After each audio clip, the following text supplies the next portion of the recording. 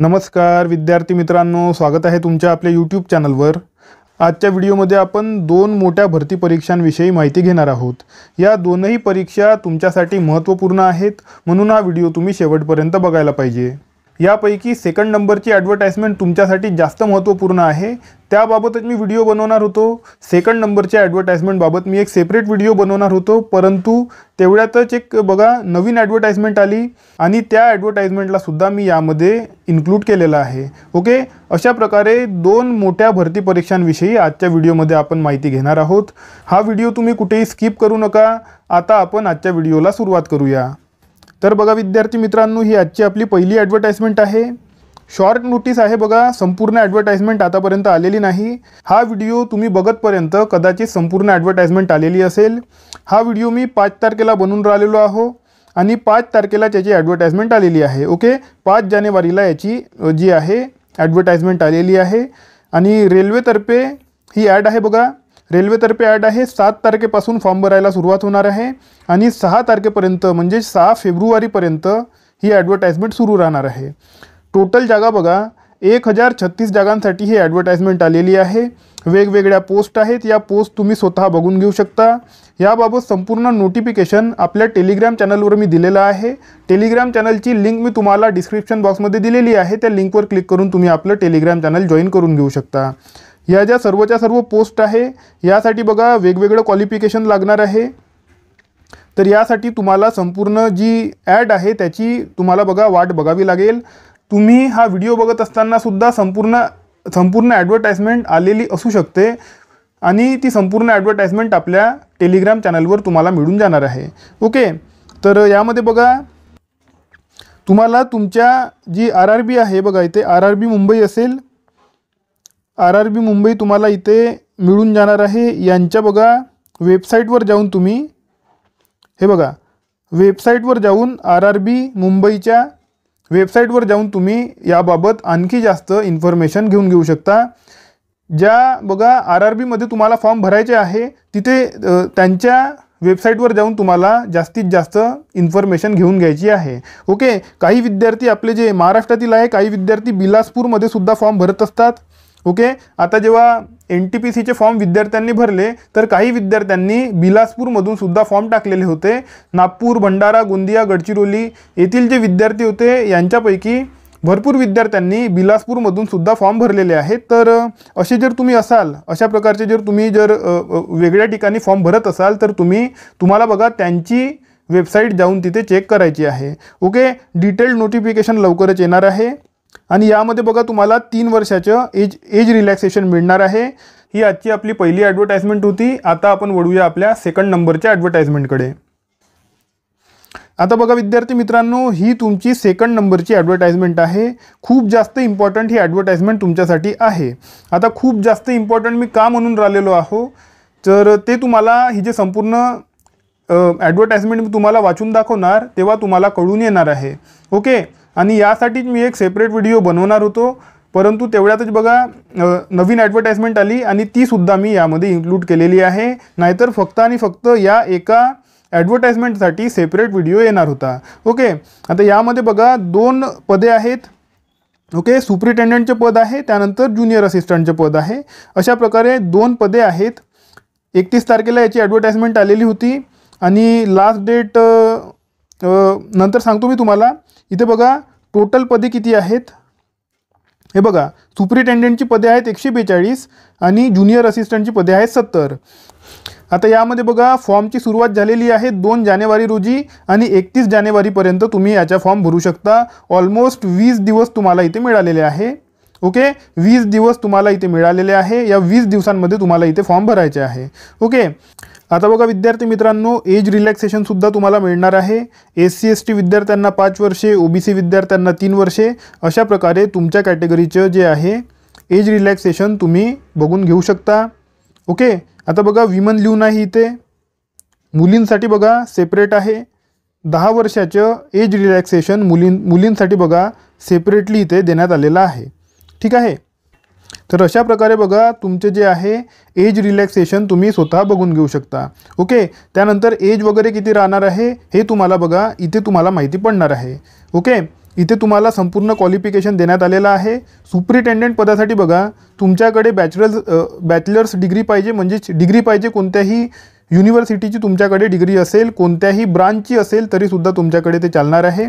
त्यानंतर कम्प्युटरचं नॉलेज पाहिजे, MS office असेल, ओके, MSc IT असेल, ओके, विंडोज असेल, म्हणजे कुठल्याही प्रकारचे जे आहे कम्प्युटरचे नॉलेज तुमच्याकडे असणे गरजेचे आहे. आणि एज लिमिट आहे 30 वर्षे आणि यामध्ये तुमचे जे कॅटेगरीचं एज रिलॅक्सेशन आहे ते यामध्ये ॲड होणार आहे. ओके, त्यानंतर बघा आणखी तुम्हाला लागणार आहे, बघा टायपिंग लागणार आहे 35 WPM इंग्लिश किंवा 30 WPM Hindi, okay, on computer. आता यामध्ये ऑर लिहून आहे, म्हणजे हिंदीचं तुमच्याकडे नसेल तरी चालते, इंग्लिशचं तुमच्याकडे असेल. महाराष्ट्रामध्ये नॉर्मली बघा 30-40 लागत असते, ओके, तर 30 असते मराठी आणि 40 असते इंग्लिश. 40 तुमचे इंग्लिश झालेलं आहे, त्यामध्ये तुम्हाला इथे ॲडमिशन जे आहे तुम्ही फॉर्म भरू शकता. ओके, हे बघा एक्झाम फेज 1 आणि फेज 2 दोन फेजेसमध्ये तुमची एक्झाम होणार आहे. पहिली जे एक्झाम आहे ते बघा नॉर्मल होणार आहे, MCQ बेस्ड, आणि सेकंड जी एक्झाम आहे ती बघा OMR शीटवर होणार आहे. ओके, आणि तुम्हाला बघा लिहावं सुद्धा लागणार आहे, डिस्क्रिप्टिव्ह टाईपसुद्धा होणार आहे आणि जे आहे तुम्हाला उत्तरे लिहावी सुद्धा लागणार आहे. आता इथे खूप कठीण प्रश्न येत नाही. आपले जे विद्यार्थी आहेत त्यांना असं वाटते की खूप कठीण प्रश्न येत असेल. तुम्ही थोडंसं बघा एक्झाम चेक करा, खूप कठीण एक्झाम ही राहत नाही, राज्यसेवेसारखी ही एक्झाम राहत नाही. ओके, सिंपल एक्झाम असते, तुम्ही आरामात त्याची आन्सर रायटिंग करू शकता. 10व्या वर्गामध्ये जसे तुम्ही उत्तरं लिहिलेले असतात त्या टाईपची उत्तरं लिहिले तरीसुद्धा तुम्हाला पूर्णपैकी पूर्ण मार्क इथे मिळत असतात. ठीक आहे, आता बघा पूर्णपैकी पूर्ण मार्क तर मिळणार नाही, ओके, काही ना काही मार्क त्यामध्ये कटतील, परंतु मॅक्झिमम मार्क तुम्ही यामध्ये घेऊ शकता. अजिबात ही परीक्षा कठीण नसते. ओके, आता समोर बघा ज्युनियर असिस्टंटच्या जे पोस्ट आहे यामध्ये 12वी असली बघा 12वी असेल तरीसुद्धा तुम्ही फॉर्म भरू शकता. ज्या विद्यार्थ्यांना सुपरिटेंडेंट पदासाठी फॉर्म भरायचा नसेल, ज्या विद्यार्थ्यांना भीती वाटत असेल की रिटर्न एक्झाम वगैरे होणार आहे, तर त्यांनी ज्युनियर असिस्टंटचा फॉर्म भरू शकता. इथे सुद्धा सेम आहे, 12वी पाहिजे, ग्रॅज्युएशन नाही. आणि बघा टायपिंग लागते तुम्हाला इंग्लिशमध्ये 35 WPM आणि हिंदीमध्ये 30 WPM. हिंदी नसेल तरी चालते, इंग्लिशमध्ये तुम्ही फॉर्म भरून टाका. ओके, आणि याचे एज बघा 27 वर्षापर्यंत तुम्ही फॉर्म भरू शकता.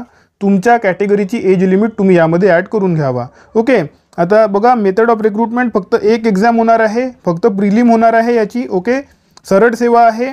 त्यानंतर बघा तुमची टायपिंग सेट जे आहे टायपिंग टेस्टसुद्धा तुमची यासाठी होत असते. वरसुद्धा तुमची जी आहे टायपिंग टेस्ट होणार आहे.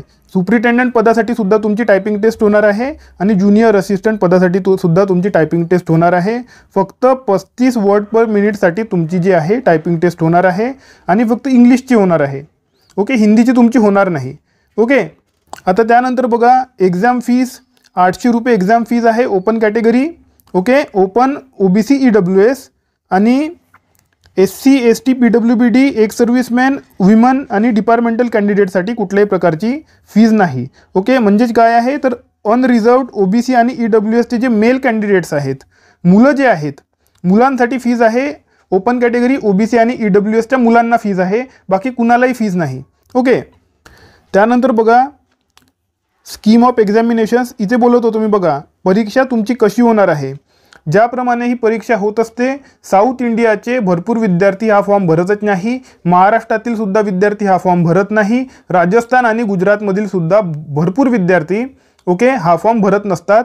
आणि त्यामागचे कारण बघा काय आहे मी तुम्हाला सांगतो. हे बघा करंट अफेअरवर 30 प्रश्न, ओके, टोटल मार्क्स 90. एका प्रश्नावर 3 मार्क्स असतात, एका प्रश्नावर 3 मार्क्स आणि चुकीच्या प्रश्नावर 1 मार्क कमी होतो. ओके, म्हणजे तुम्ही जर एक प्रश्न बरोबर सोडवला तर तुम्हाला 3 मार्क मिळणार आणि जर तुम्ही चुकीचा प्रश्न सोडवला तर तुमचा 1 मार्क कमी होणार आहे. ओके, सिंपल आहे. त्यानंतर यामध्ये तुम्हाला बघा मॅथमॅटिक्स आणि रिझनिंग, मॅथ आणि रिझनिंगवर सुद्धा सेम आहे, 30 प्रश्न 90 मार्क. त्यानंतर बघा मॅथमॅटिक्ससाठी सेपरेट आहे इथे बघा. ओके, मॅथमॅटिक्ससाठी सेपरेट आहे. वर जे होतं बघा, वर जे आहे संपूर्ण हे असेल लॉजिकल रिझनिंग आणि खाली संपूर्ण बघा मॅथमॅटिक्स वगैरे आहे. अल्जेब्रासुद्धा इथे त्यांनी दिलेला आहे. ओके, 30 प्रश्न 90 मार्क. त्यानंतर बघा विद्यार्थी मित्रांनो, पार्ट 4 जनरल हिंदी. आता यामुळे साऊथ इंडियाचे विद्यार्थी इथे फॉर्म भरत नाहीत. ओके, जनरल हिंदी आणि जनरल इंग्लिशमध्ये तर मार्क मिळून जातात, हिंदीमध्ये मार्क मिळत नाही. 15-15 मार्क आहेत, 30 प्रश्न, 15-15 प्रश्न, 30 प्रश्न आणि 90 मार्क, म्हणजे 15 प्रश्न येणार आहेत हिंदी आणि 15 प्रश्न येणार आहेत इंग्लिश. अशा प्रकारे 30 प्रश्नांसाठी जे आहे 90 मार्क इथे देण्यात आलेले आहेत. आता महाराष्ट्रातील विद्यार्थी तुम्ही बघा 10व्या वर्गापर्यंत जे हिंदी शिकलेले आहेत त्याच प्रकारच्या हिंदीवर इथे प्रश्न असतात. तुम्हाला खूप जास्त वाचून देण्याची काही गरज नसते, तुम्ही इथे मार्क घेऊ शकतात. फक्त 15 प्रश्न येणार आहे. व्याकरणावर समजा, व्याकरणावर इथे बघा 10 प्रश्न जरी विचारले तरी 5 प्रश्न जे आहेत ते जे आहेत म्हणी असतात किंवा समानार्थी शब्द, विरुद्धार्थी शब्द, अशा प्रकारे ते विचारत असतात. त्यामुळे बघा तुम्हाला इथे घाबरण्याची काही गरज नाही. इथे तुम्ही ठीकठाक मार्क घेऊ शकता. ओके, 10व्या वर्गापर्यंत तुम्ही हिंदी केलेलं आहे. मी सुद्धा हिंदी 10व्या वर्गापर्यंत शिकलेलो आहो. मी यांचे पेपरसुद्धा बघितलेले आहे. ओके, मी जेव्हा यांच्या पेपर सोडून बघितलेला आहे तर हिंदीमध्ये जे आहे माझे जे आहेत 15 पैकी 11 बरोबर आलेले होते. ओके, 15 पैकी 11 माझे बरोबर आलेले आहेत, 4 माझे चुकलेले होते. तर आणि मी हिंदीचा कधी अभ्यास केलेला नाही, 10व्या वर्गापर्यंत केलेला आहे. तर तुम्ही सुद्धा एवढा तरी स्कोर करू शकता. ठीक आहे. त्यानंतर इंग्लिश बघा, नॉर्मल इंग्लिश आहे, तुम्हाला माहिती आहे. तर यामुळे काय होते, साऊथ इंडियाचे विद्यार्थी फॉर्म भरत नाही. महाराष्ट्रातील विद्यार्थी हिंदीमध्ये येणार आहे, काही प्रश्न फक्त 15 प्रश्न हिंदीमध्ये येणार आहेत, म्हणून महाराष्ट्रातील विद्यार्थीसुद्धा फॉर्म भरत नाही. आणि सेम मेंटॅलिटी गुजरात आणि राजस्थानचे विद्यार्थी जे आहे त्यांचीसुद्धा आहे. हिंदीमध्ये फक्त 15 प्रश्न येणार आहेत म्हणून ते सुद्धा फॉर्म भरत नाहीत. तर बघा मध्य प्रदेश असतील, UP, बिहार, ओके, तर हिमाचल प्रदेश वगैरे जे आहे विद्यार्थी, ओके, दिल्ली, तर अशा राज्यातील विद्यार्थी हे फॉर्म भरतात, म्हणून फॉर्म इथे कमी येत असतात. ओके, म्हणून मी हा व्हिडिओ बनवणार होतो की हा फॉर्म तुम्ही भरून घ्या, तुमचे काहीही नुकसान होणार नाही, तुम्ही पाससुद्धा होऊ शकता. इथे खूप जास्त चान्सेस विद्यार्थ्यांचे पास होण्याचे असतात. ठीक आहे. त्यानंतर बघा कम्प्युटर, बेसिक कम्प्युटरवर तुम्हाला प्रश्न विचारले जातात, खूपच सिंपल प्रश्न येतात. ओके, 30 प्रश्न, 90 मार्क, खूप जास्त डीपमध्ये प्रश्न विचारत नाही. असे बेसिक बघा, जे वरवरचे जे प्रश्न आहेत ते वरवर प्रश्न हे लोक विचारत असतात. ठीक आहे. आता बघा विद्यार्थी मित्रांनो, फेज 2 मध्ये बघा वेगळं दिलेलं आहे. ओके, करंट अफेअर आहे. बघा अशा प्रकारे पॅटर्न आहे. हा पॅटर्न तुम्ही स्वतः बघून घेऊ शकता, कारण इथे बघा डिस्क्रिप्टिव्हसुद्धा आहे. तर इथे यांनी दिलेलं आहे की ऑब्जेक्टिव्ह किती प्रश्न येणार आहेत आणि डिस्क्रिप्टिव्ह किती प्रश्न येणार आहेत. तर इथे सुद्धा ऑब्जेक्टिव्हवर तुम्हाला मार्क जास्त मिळणार आहे. ऑब्जेक्टिव्हवर बघा 10 प्रश्न 30 मार्क, इथे डिस्क्रिप्टिव्हवर 4 प्रश्न आणि 20 मार्क. ओके, अशा प्रकारे सगळीकडे तुम्हाला दिसेल. ओके, 4, 12, 4, 20. ओके, 4, 12, 4, 20. ओके, 4, 12, 4, 20 आणि 4, 12, 4, 20. आणि सब्जेक्टचे नाव बघा, science and technology, Indian geography, Indian economy, जे आपण MPSCमध्ये करतो, MPSCमध्ये जे शिकतो ते सर्वचे सर्व इथे यांनी दिलेलं आहे. ओके, तर इथे बघा टोटल किती आहेत, 150 गुण. ओके, 150 आणि 150 म्हणजेच 300 मार्कांची तुमची परीक्षा असेल मेन्स. ठीक आहे. आणि ज्युनियर असिस्टंटसाठी सुद्धा बघा इथे तुमची ऑब्जेक्टिव्ह टाईपच परीक्षा होणार आहे. तर बघा इथे तर तुम्हाला काही टेन्शनच नाही. ओके, इथे सुद्धा बघा 5 पार्ट देण्यात आलेला आहे. ओके, GK आहे, यामध्ये GS आहे, GK म्हणजे GS. Okay, reasoning and math, general Hindi आणि इंग्लिश. मी तुम्हाला आधीच बोललेलो आहो, जनरल हिंदी आणि इंग्लिश. किती प्रश्न आहे, 25, आणि मार्क किती आहे, 75. इथे तर फक्त 25 प्रश्न येणार आहे. ओके, 25 प्रश्न येणार आहे फक्त. तर तुम्ही हा फॉर्म भरून टाका. ओके, पार्ट 4 मध्ये बघा बेसिक नॉलेज ऑफ कम्प्युटर, आणि इथे बघा जे आहे अवेअरनेस, जे आहे school education, examination board, ETC वगैरे जे यांनी इथे दिलेलं आहे. ओके, अशा प्रकारे 100 प्रश्न 300 गुणांचा हा पेपर राहणार आहे. 2 तासांचा हा पेपर राहणार आहे. ठीक आहे. आणखी एक महत्त्वपूर्ण गोष्ट, पेपर हिंदी किंवा इंग्लिशमध्ये राहील. हिंदी आणि इंग्लिश दोन्ही भाषेमध्ये पेपर राहील, तुम्ही कोणतीही भाषा निवडू शकता. ठीक आहे. तर बघा विद्यार्थी मित्रांनो, मला असं वाटते की संपूर्ण इन्फॉर्मेशन मी तुम्हाला दिलेली आहे. माझ्या हातून जर काही इन्फॉर्मेशन सुटलेली असेल तर तुम्ही ते मला कमेंट सेक्शनमध्ये विचारू शकता. हा फॉर्म तुम्ही भरायलाच पाहिजे. फक्त हिंदीमध्ये पेपर येऊन राहिलेला आहे किंवा इंग्लिशमध्ये पेपर येऊन राहिलेला आहे म्हणून सोडू नका. साऊथ इंडियन विद्यार्थी फॉर्म भरत नाही. नॉर्थ इंडियामध्ये 2-3, 4-5 बघा स्टेट्स आहेत, तिथलेच विद्यार्थी फॉर्म भरतात. ते सुद्धा टायपिंग आहे, आहे ना, इंग्लिश टायपिंग आहे, त्यामध्ये त्यांच्याकडे टायपिंग सर्टिफिकेटच नसते. तर तुम्ही बघा हा फॉर्म नक्कीच भरायला पाहिजे.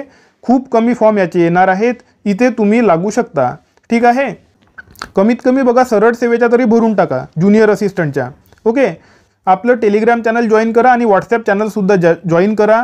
टेलिग्राम आणि व्हॉट्सॲप चॅनलची लिंक मी तुम्हाला डिस्क्रिप्शन बॉक्समध्ये दिलेली आहे. त्या लिंक्सवर क्लिक करून तुम्ही आपलं टेलिग्राम आणि व्हॉट्सॲप चॅनल जॉईन करून घेऊ शकता.